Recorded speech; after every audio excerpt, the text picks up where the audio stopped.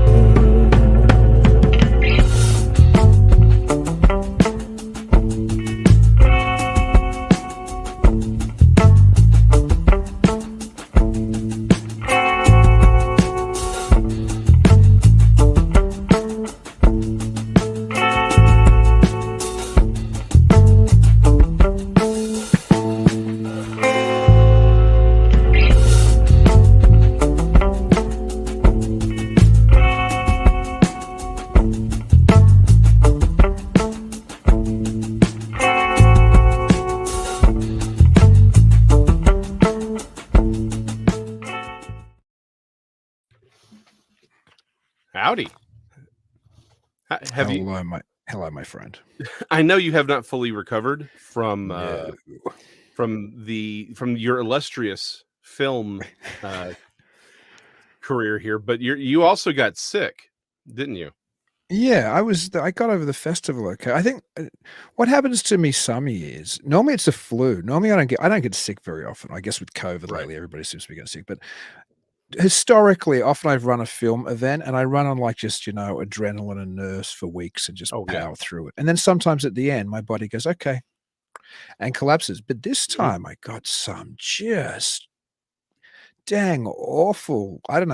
I don't want to go into the gory details, but it was either food poisoning or a really bad stomach flu, and it wiped me out. I couldn't even take my daughter to a home school group today. Mm. Couldn't get out of bed. I had no energy. I hadn't eaten for till late this afternoon. I finally ate some bread and kept it down. Yeah. So yeah. Hey, dude, I I'm get it. subpar tonight. That's why. What about every other night? Well, I've got an excuse for tonight. Normally, I don't have an excuse for when I'm subpar. Exactly. Tonight you've got an excuse. Now, dude, trust me, I get it. I think most of us, like when you have these really big events or there's a lot of stress. By the time you get done with it, your body's like, okay, and just shuts down, and you're vulnerable to everything. Like my wife always gets sick after she does the taxes. Like when she's done, she's always sick. Trust me, I get it. It's not fun. I'm glad though that we had this documentary to do this week because it's something we're both interested in. And to be honest, I consider myself, I wouldn't say an expert in UFO cults, but I've spent time with UFO cults. I've studied them and written about them at a PhD level. I understand the history of UFO cults. I understand how they fit into a bigger New Age tradition, which was already extant when the UFO phenomenon or flying saucer phenomenon erupted in American skies, which we're going to be talking about a little tonight because the documentary talks about it as well. But I was unaware of this cult. I did not know about this cult. So more, hats off to Eli Watson and Small Town Monsters for bringing us this documentary. Yeah, no, I'm right there with you. Like this is, and again, it does seem like this was a smaller cult. It doesn't really seem that it had a lot of impact versus some of the larger ones, like the Raelians and all that. This seemed to be a very short-lived thing in the 50s, but there's some interesting connections that when they mention later in the documentary, I was like, whoa, hold up. This is interesting. But we should probably do a little bit of lead in as to what the documentary is, where it comes from, and who's doing it. So this is literally, it's called Mountain of God UFO Cult, and it's on the Small Town Monsters channel. So this is you hear small town monsters, you think, all of their, again, my favorite documentary of all time from a cryptid's perspective is Small Town Monsters Terror in the Skies, which we've reviewed on this channel. Again, I don't think it gets any better so far than that that documentary. That's not what this is. This is designed for YouTube, sort of as an exclusive. And so it's definitely got, from an aesthetics perspective, this didn't cost them the same, like the amount of money that they're spending on those other documentaries. So it's definitely um it feels like it's designed for YouTube, right? This is not a diss, it just is what it is, right? But where the aesthetics are, it's being the kind of documentary it was designed to be, and it's perfect for that. It is the content of this documentary that I love. This is one of those things where they really get into some information and they do some deep dives on things, and you're like, wow, that's really cool. So this is, again, it's not, if you, again, for those of you who love the small town monster stuff, it doesn't have that same sort of Seth Breedlove documentary aesthetic, but that's because it's a different creature. But what it is very well researched, very well researched. I like that it seems to be a very personal documentary for the director, Yes. Eli Watson, as well. Mhm. Like, it's about, basically it came about because he saw somebody online asking for anybody who lived in Temecula. Is that how you pronounce it? Help me with Close this. enough. Close Temecula, enough. a town Temecula. in Southern California, which I believe was his hometown, right? And he said, "What's this Yes. mystery that's there?" So then when he jumped on it, he found out that there used to be this, I suppose, cult, for lack of a better term, although Mhm. an academic would probably say a new religious movement, which is what I was probably trying to say when I was at college, but essentially an organization called the Olympus Society, Mhm. which had existed in that area. And among other things, and this is why I think it became of interest initially to some UFO researcher types, they had sent a letter to Kenneth Arnold 3 days after Yes. Kenneth Arnold's sighting, which is the famous sighting above Mount Rainier, which coined the phrase flying saucers, essentially. Mhm. They sent the leader of the cult sent a letter to Kenneth Arnold saying essentially he knew what these things in the skies were, and Right. there was something coming, and they had a kind of this apocalyptic view, as a lot of UFO cults at the time had. Mhm. And from there, there became an interest in this organization because, hey, there was some weird cult that was already talking about flying saucers at the dawn of the era. So that obviously, Yes. made people pay attention. And so Eli, when the ball was kind of thrown to him, goes on this deep dive search for where was the cult, who was in the cult, what other Mhm. members were there, what else did they do? Yeah. And as we travel, we find out all these fascinating things. I'm sure something that would have fascinated you is supposedly one of their beliefs was that Noah's Ark may have been Yeah. buried under the soil on the mountain, which they essentially lived Yeah. on or had their commune on, and they would dig for this ark supposedly. Yeah, so there's like when Eli goes to investigate this, he can't even find the mountain initially, right? Because it's not really a named mountain per se, but he was able to sort of locate. It's like, okay, this is Mount Olympus, as it was called in Temecula, and it's sort. I actually, personal revelation here. When I was working on my book, there's this hill in in Cedar Hill, which is right next to where I grew up. Like, I spent as much time in Cedar Hill as I did anywhere else. I was all over that place. If you'd asked me where which mountain was, I'd be like, "What are you talking about?" Like, nobody I knew called it that, right? But it's just because it's a point. Like, it does carry the moniker Witch Mountain in certain circles, but it was so limited that if you weren't in one of those circles, you never heard it. So it was actually publicized much later. But for a lot of us growing up in like DeSoto and Duncan, we never even heard of that. Now, a lot of the other things associated with it, I absolutely did. But the Witch Mountain moniker, I never heard. So it's the same thing for Eli here, right?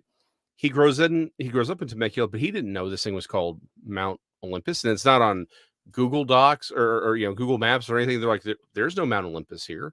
It was just sort of one of those colloquial names that was given to it. So I found that really interesting, and honestly, it's the same thing with me. I was like, "Where the heck is Witch Mountain?"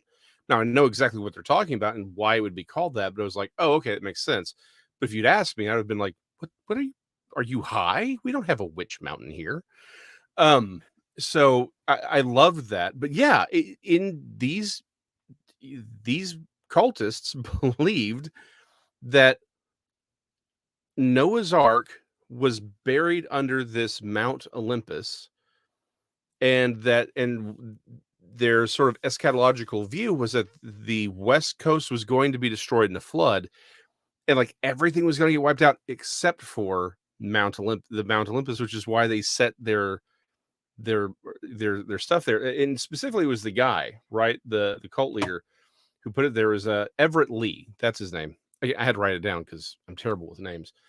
But he goes and this is his belief. So he goes and sets up this community on this, mountain in Temecula, which they theorized one of the reasons he probably did that was it was, at the time there were regulations as to how bright the streetlights could get. So you could really see the sky, and it was sort of out of the way, but you could still be in the city if you needed to. Because it was near, of course, Mount Mhm. Palomar, which is the famous observatory. And so you're Yes. right, those regulations were there to help Mhm. prevent, I suppose, light pollution so Palomar could see the heavens better. Of course, as they also point out in the documentary, George Adamski, for some period, was based on Mount Mhm. Palomar as well. He was Yeah. supposedly just selling hamburgers and a kind of tourist thing, but when he called himself Professor Adamski and would give his address as Mount Palomar, the assumption from anybody receiving his letters, and probably one that was intentionally Yes. propagated by Adamski, was that he actually worked in the observatory at Mount Palomar. But it's interesting that from Mount Olympus, you can look across the way and there's Palomar over there. Yes. Now, That Eli was says he doesn't know if they Mhm. knew each other, but you know what? I damn well bet they knew each other, Adamski and Yeah. Lee, for the simple reason that they were both part of California's occult milieu, which existed prior Mhm. to the type of ufological trappings that came in the 1950s with the contactee movements. Both of these men were already Mhm. clearly vested in a new age type or occult type belief system, and Yeah. the sources were just technological trappings. It didn't really change the belief systems that they had. It's just Yes. that all of a sudden they were able to say, well, the Space Brothers, instead of perhaps the masters of theosophy or whatever, these Mhm. people are bringing us the messages now. Right. No, exactly. And I kind of figured we would definitely get into a dam scan. I want to get that. I want to get into that a little bit later as well in more depth. But yeah, like he's like this isn't that far away from Adamski, and his story is so similar. His theology essentially is very similar to Adamski. So to your point, did they know each other? We have no evidence saying that they did, but I find it really hard to think he didn't, considering he's mailing Kenneth Arnold the next, like with 3 days after his sighting. Like that can't possibly. This is not someone who couldn't have known about Adamski and known him. And to your point, it seems like they were already very active with their beliefs prior to all of that. So the idea that they didn't know each other is a little far-fetched, not impossible, just unlikely. But I think the other thing here is the overlap of their stories, and again, their viewpoints, their ideologies. There's so much overlap there that I think that's again, that's I want to save that part of the conversation for a little bit later in the show because I think we're going to get real deep on that one. Um, but I, my, my favorite part, I'm going to just jump here. My favorite part is it is potentially a nudist cult. That that is I'm sorry, that has got to be my favorite part of this entire thing. Where Errol Flynn would holiday, Where supposedly, or yeah, Errol perhaps Flynn, allegedly. allegedly, allegedly, but allegedly, Errol Flynn would go and hang out with these guys. This is potentially a nudist UFO cult in the Southern California hills. And again, we don't the problem is so much of this, the information's just gone. There's just not a whole lot on this, which is what the bulk of the documentary is showing how they had to track this stuff down, and how it's an odd letter here, an odd article here about that they themselves wrote, rumors that here, and the fact that this guy apparently, Mr. Lee, wrote. I had to double check. Wrote apparently several books, but like just they don't exist anymore, except for maybe one or two copies of a few different books that just happened to survive in a library in California. But like that's it. Like we just don't know a whole lot about them, and so a lot of this documentary is tracking this down in the history of Temecula. Again, in a lot of ways, I very much identified with the journey that he was going on, the filmmaker was going on, because I did the exact same thing working on my book. I went to the local historical societies. I talked to them. I dug into the history of Dallas and the suburb and the areas around it, and just try to pull out as much as I can. Right. It's I really felt for what he was doing. Is I've done this. Right. This is what I've done. I've lived what he's going through, in the frustrations of saying, okay, well, this is not something that was a big deal. So who actually has any real primary evidence, right?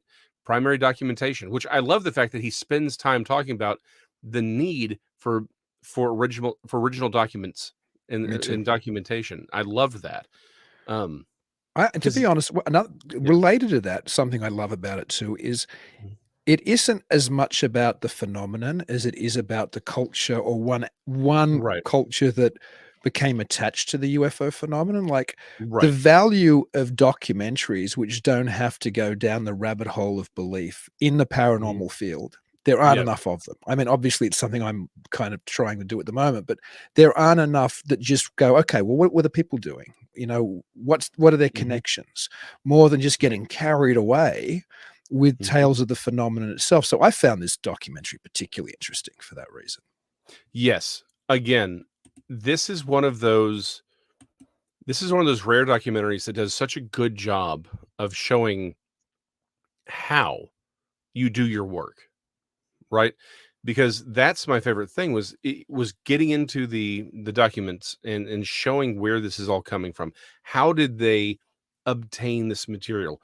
How are they going back and sort of recreating what they can of Mr. Lee's life?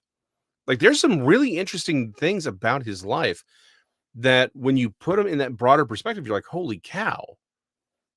It built as crazy as you think this guy may be or may have been.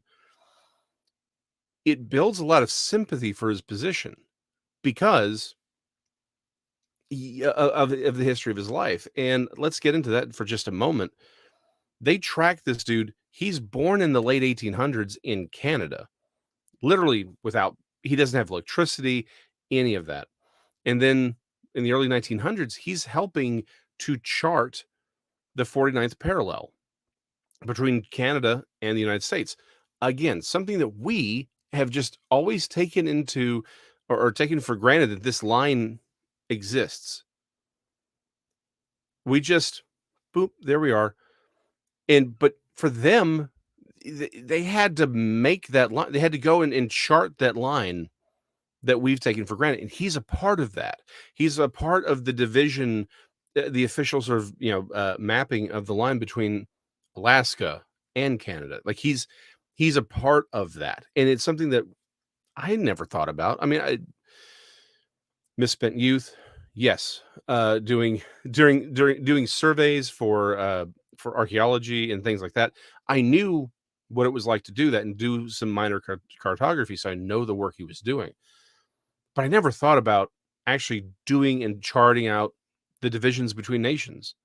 He was helping with that. And he apparently did a lot of mining, which is going to be important here in a little bit. But he's overseeing these mines in Canada. And then by the time and we just don't know a lot of what happens. We don't know where he grew up, but from the time he was born to the time he sets up this cult in Southern California,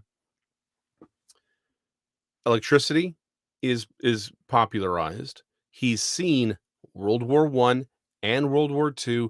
The world has television and radio is now everywhere.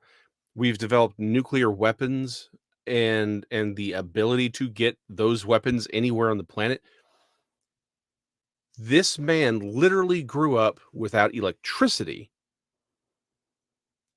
and by the time he's, definitely an older person, but by the time he's in his, 60s and 70s, the world is ready to nuke itself into annihilation. That's a heck of a speed run of history. I don't think we fully appreciate what all these people were going through living during this time frame, right? Because we were born into this.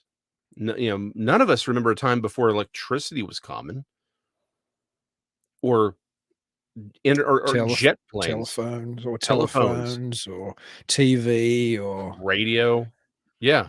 I mean, I don't think anyone, even in chat that I'm aware of, was born prior to the invention of the jet propelled plane. There are people who are watching and listening who probably can't remember a time before the internet. Oh, don't make me feel old. Don't make me feel old. That's already happened. Yeah. But yeah, I mean, you're right. You're right. This guy saw all of this. And it would be very easy. Like, again, something we've talked about a lot, and I think this is definitely a big part of this, is we've talked about how the space brethren contactee movement that starts prior to the abductee movement. And that's another key element here. There is this big overarching theme of, we don't want you to destroy yourselves, right?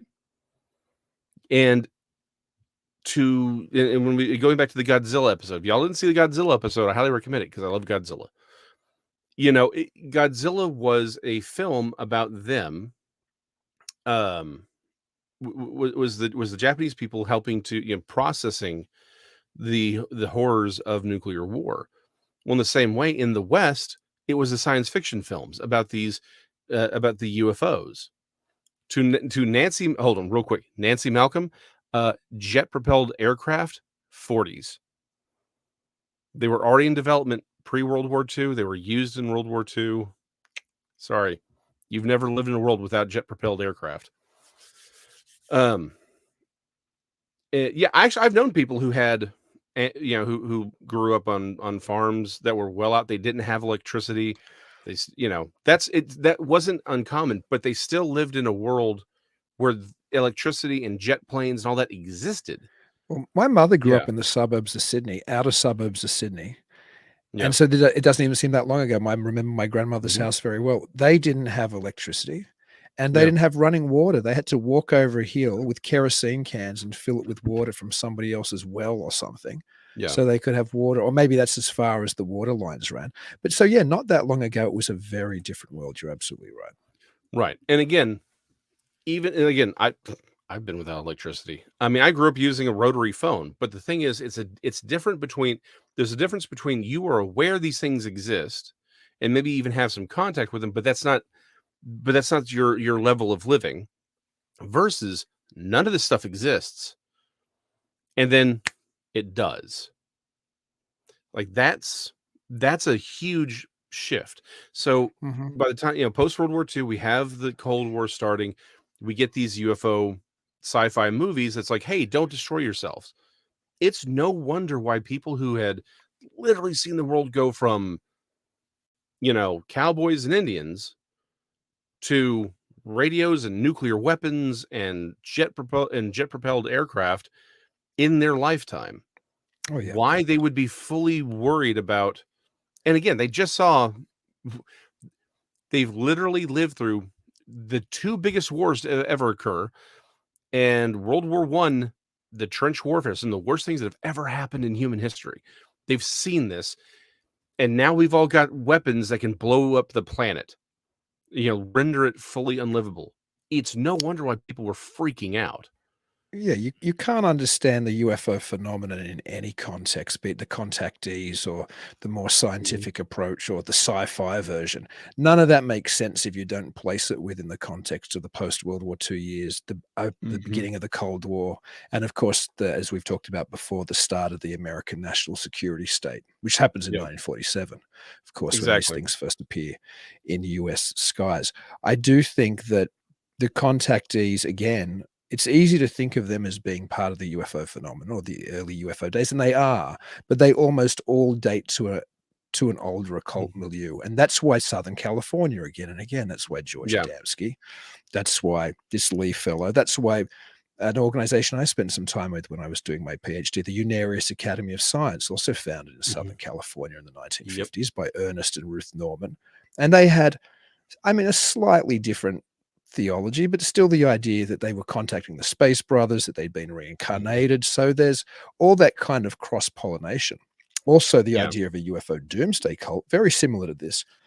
The Mhm. first, probably most important sociological work on the UFO phenomenon was a book called When Prophecy Fails. And it Yeah. was about a cult led by a woman, and I think in the book she's called Marian Keach. That wasn't her real name, but they had a very similar idea to this organization or this society. They believed that the world was going to be flooded and the Space Brothers were coming to evacuate them. And ironically, it's from, perhaps not ironically, but significantly, it's from that study that we understand cognitive dissonance so well, because of course the world wasn't flooded and the Space Brothers didn't have to come. But instead of what everybody expected, that the cultists would then go, well, the leader was wrong and all walk away. I think some of them left, but those who stayed became more radical and fervent in their beliefs, and they kind of closed, they closed Mhm. around each other and their belief system got stronger. And so that's where we started to Yeah. understand that you can have a belief system and it can crash into a fact and it can be proved to be wrong. Most people, instead of walking away from that belief system, just Yeah. like the cult in When Prophecy Fails, actually don't walk away from it. They just double down in their beliefs. So we Mhm. can learn things from these UFO cults, and we have Yes. beyond just the very, surface, well, people believed in UFOs or whatever else. These things show some fascinating aspects of human psychology and sociology, and have actually helped us understand it. People who've studied it. Goes to show the importance of looking at these things at a serious level, whether you believe in the phenomenon or not. There's lessons to be learned. Yes. No, absolutely. And again, one of the things that we've touched on several times, and I want to go a little bit deeper on that, but it's like, but this all this is coming out of that Southern California milieu. And it is really interesting that there are often differing religious and theological viewpoints and cults and things like that that spring up from one area, one very specific area at a specific time. The Onidans in Upper New York, Very right? true. Very true. They they're happening at the same time as the Mormons, as the Mormon Church was created initially. The initial push, there was a huge spiritist movement that comes out of New York at that time. There's this sort of weird explosion of of differing religious thoughts, and some groups like the Onidans, they go off, they create a very successful commune, right, for a while. Then it eventually collapsed, and it collapses, but survives to this day as the silverware company. So when you buy Oneida silverware, it is this they are the descendants of those people. The It survives Millerites as are a the company. same. Yeah, Yeah, the Millerites. Millerites were the same, right? What Hmm. what group came out of them now? Was it the Adventists? I think it was the Yeah. Adventists come out of the Yeah, seventh Millerites, yeah, right? the Seventh-day Adventists. Yeah. And the Again, Mormons come out of that same Mormons. area? Hmm. It's Yeah. and you're right. It's fascinating that you brought that up, because the burned over district, as it was called in upper state New York, Yeah. supposedly had been proselytized so much by Hmm. the good Christians who were in the cities, who were worried about these kind of people out there in the boondocks. Hmm. Wave after wave of proselytization, wave after wave Yep. of preachers and missionaries sent, that supposedly they called it the burned over district. It had been burned over by the fires of the Spirit. And out of that, there erupted some of the most important and significant Hmm. spiritualist and religious groups in American history.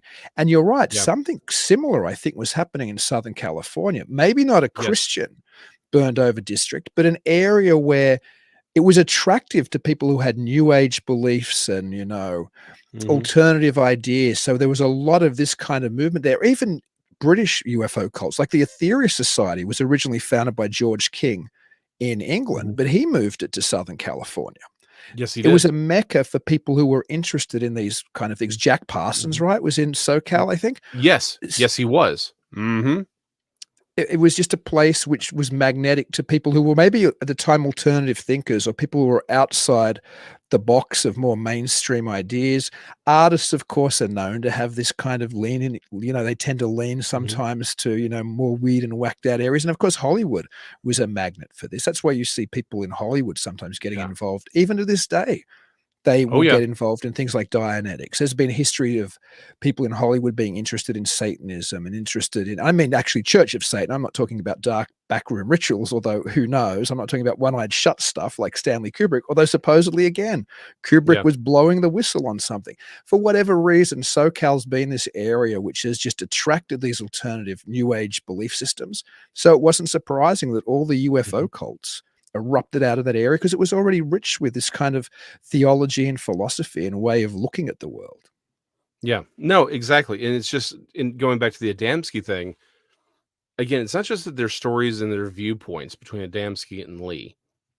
Lee being the guy who created this specific the Olympian this Olympian group.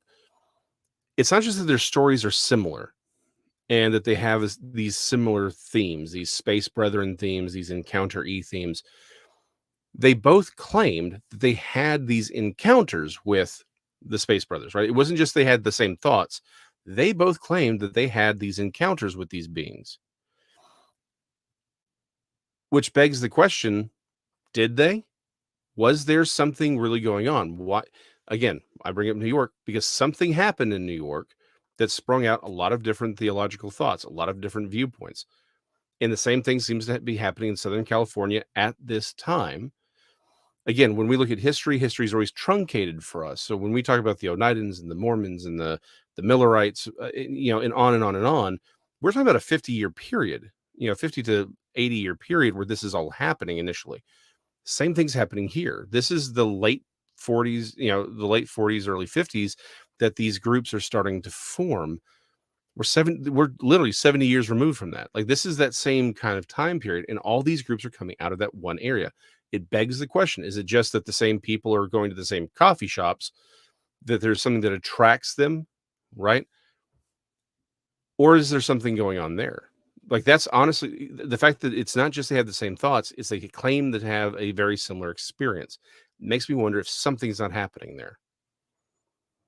Well, that's interesting. I was, of course, looking from a kind of sociological perspective, but it does beg the question, is there some phenomenological occurrence or occurrences which are touching people in that area? Of course, there's the biblical kind of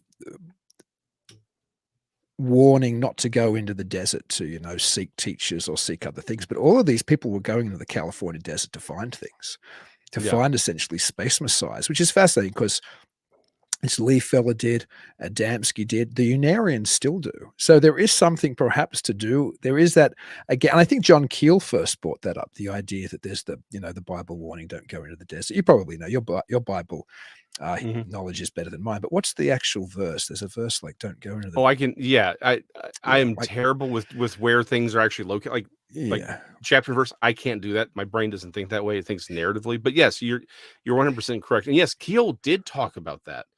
Right. This is, Keel noticed this and saw this. And I think it's because that's, he was seeing the same thing happen with these cults while he was there, while he was studying, while he's looking into this. Okay, that's a good question from Nancy. That's a great question. Yeah. Did some of these cults thinking associated with the beatnik culture? That is a good question, Nancy. It's a great question. I would suggest not necessarily directly, but the thing is, the beatnik culture that we see also again comes out of a different part of New York, right? But it's again, you see this France at again pre-World War I. In France, you've got Gaudi and what was the writer's name? I just forgot. American writer, French writer? He wrote, he was in Cuba. He introduced the mojito. Like Hemingway? Hemingway, thank you. Yeah, like you have this in France pre-World War I. You've got Hemingway hanging out with Salvador Dali and all these others, and then you have the beatnik culture. You have later in post-World War II in New York. You have the postmodernists all hanging out in the same area. It seems like in a lot of ways there's that similarity where there are these incubators of particular thoughts and movements, and everyone goes there and then it spreads out. We see the French salons reject certain artists. They form the impressionist movement, but they're all dealing with each other. They're all talking with each other. They're all in the same groups, and then there's this explosion of thought that changes the culture. And it just seems like this is the same kind of phenomenon. And we still today see aspects of it in the UFO community. It's not always perhaps as apparent. Like there's a contrast between abductees and contactees in that movie, which is a legitimate contrast. There seems to be this legitimate historical period where the contactees became probably less prevalent, although there was always a division in ufology anyway. There was a lot of people who never took the contactees seriously, of course. But there are later abductee stories which ring very similar to contactee stories. Like if you look at positive abduction stories, if you read some of the accounts in, say, a John Mack book instead of a Bud Hopkins book, you will get these same type of stories or same type of conversations with the aliens telling people we're here to prevent ecological destruction or nuclear destruction. And there's this idea they're somehow more enlightened. So some of it's trickled through the abduction movement anyway, and some of it is very apparent in things like Stephen Greer's SETI, initiative or whatever. It's called the C5 initiative, where you go out to the desert again often, and you flash lights at the sky and you meditate and you get contact with the friendly ETs. So we tend sometimes to go, oh, the contactee thing was a thing of the past, but I think it was not just because it was so important to the early development of UFO belief, but because, again, that was already kind of piggybacking on top of a New Age occult belief system which was growing.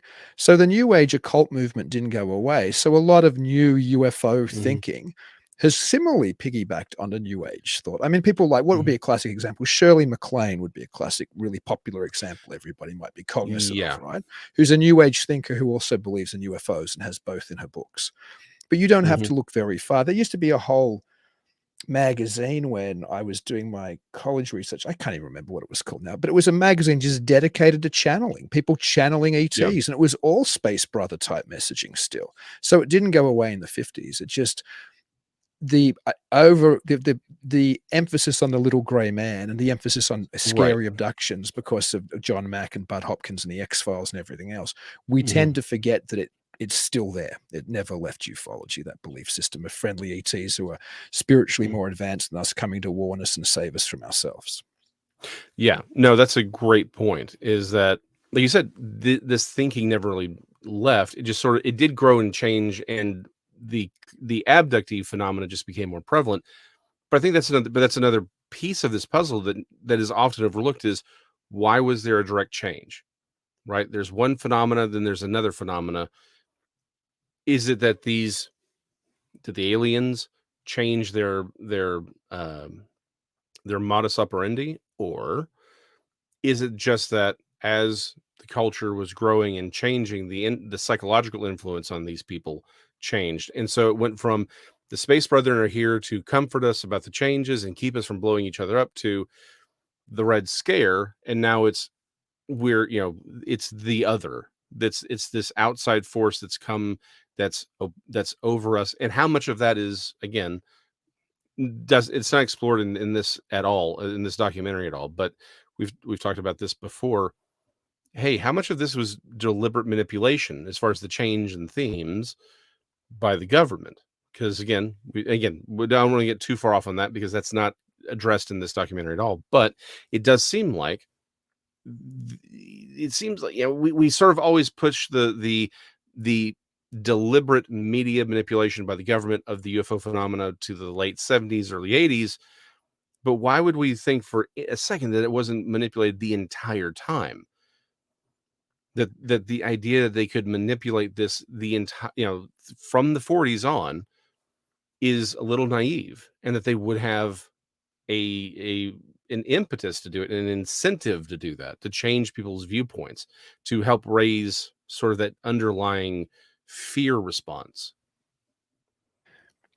Yeah, that's what's fascinating about one of the many things I find fascinating about the UFO phenomenon is it kind Mhm. of it can act just like this blank tableau or this Rorschach test almost. Like people can Mhm. project things onto it, and it's very open to people having, and certainly in the early days when nobody really knew what was going on. So these occult groups or new age groups very quickly started Mhm. taking, as we saw in this documentary 3 days after Kenneth Arnold saw it, one of these groups is already making claims that they know what the sources are and it fits into their Yeah. cosmology. And so you're right, was the government playing with these ideas too? I have very little doubt. Were we all playing with the idea, somehow projecting our own fears of nuclear war or our own beliefs in a higher power, and perhaps if we weren't a member of any mainstream religious sect anymore. We looked to a scientific version of it where it was going to be the aliens were somehow going to save us. So there's something about the saucer that just lets us put anything onto it we want to almost, and lets organizations and governments and groups and individuals also throw ideas onto it. And Mhm. I think most of the history of UFO belief is and forget about the phenomenon, the belief itself is what Mhm. organizations and what individuals are more successful with casting what they want us to think or what they want to think onto this belief. And we've talked about the whole Yeah. Benowitz affair before, and we've talked about the influence of Kenneth Arnold and Ray Palmer and Richard Shaver before. And this documentary talks about the potential influence, not so much that this group itself was influential, but that type of organization, these people who were Mhm. already in this cultic milieu, were projecting their Yeah. ideas onto the UFO Yes. very early on, and they were successful. That is what became the contactee movement. That shaped the way people thought about UFOs. And I guess the Mhm. crowning pop culture version of that is when we watch The Day the Earth Stood Still. That's almost the Yes. realization of the Jesus figure from space come to warn us about nuclear war, projected onto the silver screen, and then that becomes almost an ongoing trope about why the Mhm. ETs are here. So these people, this little group itself mightn't have had any success in changing what Kenneth Arnold or anybody else thought about flying saucers, but the bigger stew pot that this was group was floating in around with all these other occult groups and new age groups, they had a Mhm. massive impact on what people ended up believing about UFOs. Yeah. Real quick, and again, one other group that comes out of Southern California. We sort of alluded to it, but he points out, or she, don't really know, but Aspa60 says the splitting of the atom certainly would lead towards the psychology of UFO saviors. Points out that Scientology comes out of Southern California as well. Again, the Scientology connection where it gets weird. Jack Parsons, who we did mention, right, who helped start the JPL or Jet Propulsion Laboratory. Saying JPL Laboratory is just redundant. It's like saying the Rio Grande River. But they knew each other. Jack Parsons and the guy who created Scientology, whose name escapes me at this moment, L. Ron Hubbard. Every time I say his name, I think about the uh, Lord of the Rings, Elrond. But L. Ron Hubbard and Jack Parsons were friends. They were both acolytes of Aleister Crowley, and they're all coming out of that Southern Cal. So again, Scientology. We have all these UFO cults like the Ray Aliens. They're all coming out of that same milieu. That's not a coincidence, right? So it's there is something going on there, and there is this thought. Real quick though, there was a great question I wanted to hit real quick about Kenneth Arnold, because Kenneth Arnold plays a big role in this story. He really does, because again, what put this entire group on people's radar was the fact that they had reached out to Kenneth Arnold. And Jinky 1044 says, I would have thought that in the 40s and 50s, if Kenneth Arnold and Kelly Johnson had both seen flying saucers, the public would have believed them. That's the thing. They did. The public absolutely took Kenneth Arnold's observations as legitimate. He was not, thrown out. People did not tease him. They did see him as a reliable and factual observer. Which is why it blew up. The reason the whole flying saucer name blew up was Kenneth Arnold's interview. People believed him 100%. And again, this is one of those things where today, okay, so it's changing a little bit now, but again, very, very early on, all of these reports of UFOs were taken legitimately. And the reason the flying saucer thing blew up was because of Kenneth Arnold. That's why, which is why he plays such an important role in this documentary. The other thing is, we have to remember his sighting at Mount Rainier, not that far away from where this is happening. That's the other weird connection here. You've got Mr. Lee with his nudist UFO cult in Southern California. It's literally right across the street from George Adamski, and it's not that far from Mount Rainier, where where Kenneth Arnold has his sightings of these of the crescent shape, these sort of flying wing craft. So it's an interesting time, and it's an interesting location for these things to be happening. I think it's important too to remember, to Jenke's point, that you thought people would have believed him, and as you said, they did, because at first there wasn't any baggage attached really to flying saucer. Nobody was saying flying saucer equals extraterrestrial spaceship. That came a little bit later. In fact, if you look at the polls in the day, most Americans had far more mundane explanations for what they believed it was, like US technology, Russian technology, weather balloons, misidentifications of Venus, astronomical events. And at the very bottom of one poll, there was like 5% which said other. So somewhere in that 100%, within 5% at the bottom, and who knows what percentage of that thought extraterrestrial spacecraft. It might have been less than 1% of that. But the point is that, yeah, it wasn't like making a claim perhaps in the 50s of saying, well, I saw a flying saucer. So everybody said, well, I don't believe ETs are visiting. So you think you're seeing little green men, you're crazy, which some people might have thought. Again, in 47, it was the opening, or the closing, really, in some ways, of American society with a national security state. It was the beginning of the Cold War just kicking into high gear. We were only a couple of years out of World War II. If you saw something in the skies which looked like not ours, or looked like not something you were familiar with, you'd been trained to be very wary of what that something was. So if you heard about somebody seeing 9 strange crafts flying at incredible speed and moving like saucers would if they skipped over water, you paid attention in 1947.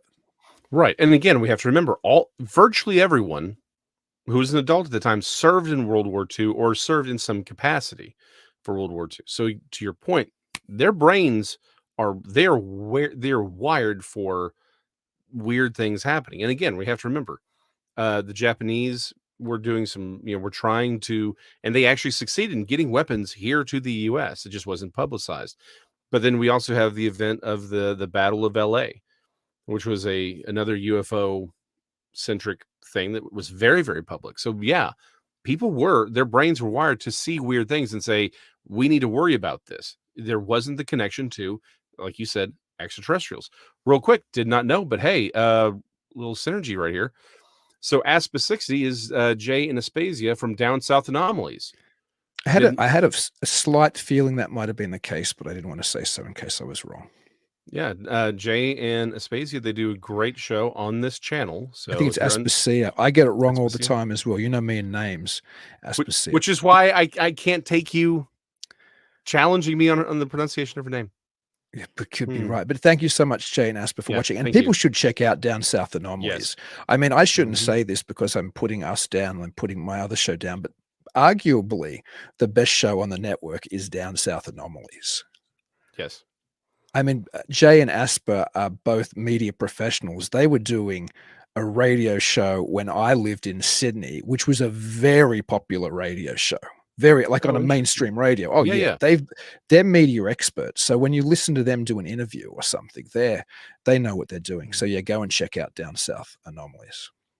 Yes, definitely go check them out. Real quick, Jinky 1044 says, makes me wonder what they thought about Kelly Johnson. He was a test pilot. Here's the thing. Kelly Johnson wasn't just a test pilot. He helped design the U-2 and the SR-71 Blackbird. It is his testimony that seeing a very similar craft to what Kelly Johnson saw, Kelly Johnson's who I'm talking about, Kenneth Arnold. The flying wing craft he saw was very similar to what Kenneth Arnold saw. He claimed that it was the inspiration for the blended wing uh, fuselage that you see on the SR-71 Blackbird and that we see on all aircraft moving forward. Prior to that, you had a main fuselage and then you had a separate wing. He claims, now again, this is his statement, that seeing this aircraft that he couldn't identify, and remember, he's one of the leading design engineers for some of the most advanced aircraft the military has at that time. He claims that was the inspiration for the blended wing that we see in the SR-71. And again, literally everything else moving forward. So Kelly Johnson was believed. These early, particularly these very credible sightings, everyone took them seriously. To Dean's point, there wasn't the baggage associated with it that would very much develop later. And to the point where if you saw it, you shut up. If you were in the military, if you were flying in the plane, and you would find ways to report it, because if you're in an aircraft, you have to report it. It's by law. You have to report seeing anomalous, these anomalous craft, anomalous things. So they found other ways of saying, hey, I saw an unknown thing. That's where you start developing this other language so they can make these reports, because they don't carry the baggage. But early on, there was no baggage. So these reports were out in the public. Just quickly too, because I got so excited Jane Asper were watching, we should address what they mentioned, because they're dead on about considering science fiction and the birth of Scientology and UFO cults. And of course, the whole flying saucer phenomenon. So yes, Scientology comes out of an article L. Ron Hubbard wrote for a pulp magazine of the day. So much of flying saucer belief, as we've talked about extensively, because it's my pet obsession at the moment, came out of Amazing Stories and Ray Palmer and Richard Shaver. Kenneth Arnold himself was a big reader and a big fan of Amazing Stories. So before he saw what he saw in the sky, and this was a gotcha moment for John Keel. John Keel was like Kenneth Arnold was a fan of Amazing Stories anyway, and so by then he would have read the Shaver mystery. He would have seen the essentially flying saucers drawn on the cover of that magazine long before anybody had even said the word flying saucer. So out of sight, so there were multiple things playing on our perception of UFOs. There were New Age occult type groups. There was probably at least US government things eventually spinning, and there was very early on the influence of science fiction. And so all of these things have made such an impact on what we think and what we believe about UFOs. It's so difficult to pull the phenomenon out of the belief stew. And sometimes people, I think, get upset or get angry when I focus so much on the belief system itself. I'm not saying there isn't a phenomenon. I'm just saying how much of what we think about UFOs isn't traceable to any phenomenological route. It's actually traceable to what Ray Palmer wrote once, or what Richard Shaver wrote once, or what L. Ron Hubbard thought once, or what this theosophical group believed once upon a time. How much, maybe what an AFOSI agent threw out a spin once upon a time. All of these things have impacted how we see these sources. And that's one of the great things, back to the documentary, that we see so early on, 3 days after the word flying saucers was first coined. There's already an occult group in California jumping on that bandwagon and contacting Kenneth Arnold and saying, we know what the sources are. And that's a massive takeaway from this movie, to be honest. Yeah, no, again, this film is very, very well done. And it's available now. You can go watch it for free on YouTube. We highly recommend, again, anything Small Town Monsters does. We highly recommend. And now again, this is not the normal stuff that you would see on Amazon or whatever. This is designed for YouTube. But listen to what they're talking about. They go into a lot of detail. They research the ever-living crap out of this documentary, and it is worth listening to. But to your point, there is this really unique history to this whole thing that often gets overlooked because it's inconvenient in a lot of ways. But if you want me to can I throw one more little, now that we're at the complete end of this episode, can I throw a wrench in that's not mentioned in the movie at all? And at this point, while the nudist UFO cult is running around, it probably doesn't play that big of a role. However, a lot of this stuff actually starts before, like in the late 40s, early 50s too. Yeah, Southern California is also where they were running a lot of experiments for MK Ultra and the projects before that became MK Ultra. The Haight Ashbury, Southern California, that is where the doctor who, again, if you want to get into that, but Charles Manson, he's the one overseeing Charles Manson. There is a lot happening in Southern California at this time, including a lot of MK Ultra stuff and these sort of deep psychological dives that the military was where they were actively experimenting on people unknowingly, unwittingly. People were participants in some really heinous things, and they just thought that their world was crashing down around them. And the CIA is like, nope, we're just seeing if we can break your brain. Like, and it's all happening in Southern California essentially at the same time. That's, again, the movie doesn't go into it. It's probably something that should be looked into a little bit. But yeah, that's just part of that whole weird Southern California milieu. While this is all happening, the CIA is doing this stuff at the same time. Everyone, remember, MK Ultra happens in the 60s, but there are predecessors to that to that program that starts in the late 40s. So again, about this time.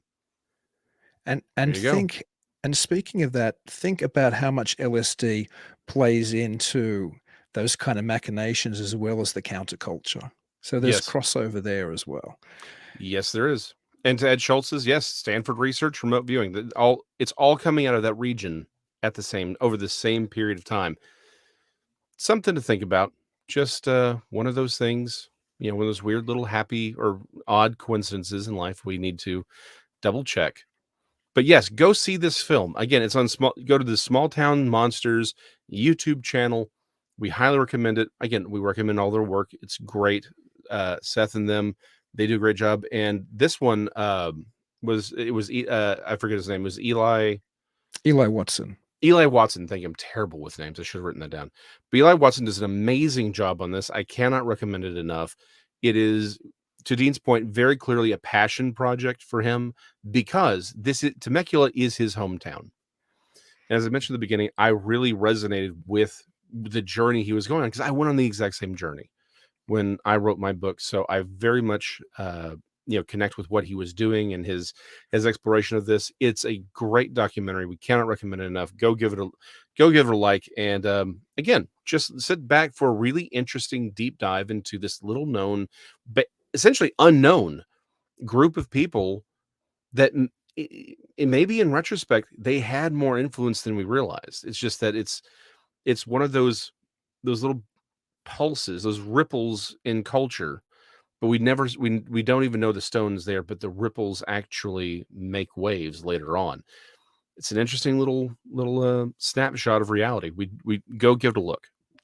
And as an aside, I'm having Eli Watson on Talking Weird to chat with Jen and I think on the Saturday, April the 1st show. So we'll be talking about this documentary. Oh, then. Excellent. People should go and watch it before then. So when they jump into the chat, they can talk to us and they can ask Eli questions, which would be great. I'm really looking forward to that. Oh, that's going to be amazing. It's going to be great. So guys, thank you for sitting in, whether you're watching live, you're watching on replay. We love every single one of y'all.